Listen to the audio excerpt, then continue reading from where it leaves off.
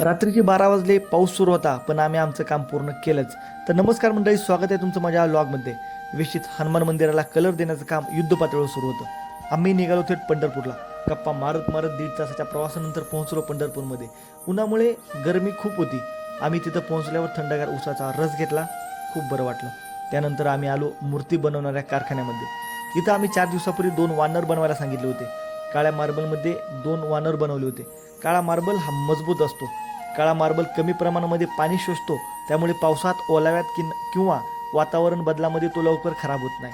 ऊन, पाऊस, वारा अशा बदलत्या हवामानाच्या काळ्या मार्बलवर फारसा परिणाम होत नाही. त्यामुळे तो 200 ते 300 वर्ष सहज टिकतो. तब्बल 32,000 रुपये देऊन 2 वानर आम्ही घेतले आणि आम्ही आलो विठ्ठल रुक्मिणीच्या मंदिरामध्ये दर्शनासाठी. विठुरायाचं दर्शन घेतलं, मन पूर्ण शांत झालं. गावासाठी अजून एक निर्णय झाला.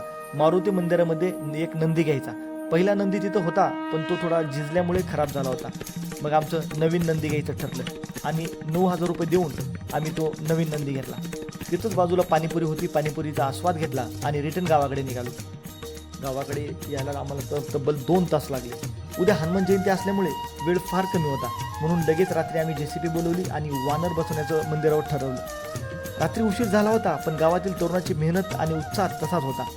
JCB बोलवली, लागणारं साहित्य घेतलं, विटा घेतल्या. JCBच्या साहाय्याने वानर मंदिरावर नेण्यात आले आणि सर्वांनी मिळून अतिशय व्यवस्थितपणे ते मंदिरावर बसवले. जुना नंदी काढून त्या ठिकाणी नवीन नंदी बसवला.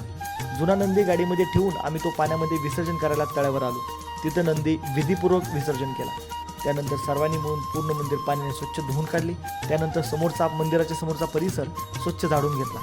अशा पद्धतीने आम्ही हनुमान मंदिरावर 2 वानर बसवले आणि खाली नंदी स्थापित केला. गावासाठी, देवासाठी आणि श्रद्धेसाठी केलेली ही सेवा कायम स्मरणात राहील. धन्यवाद.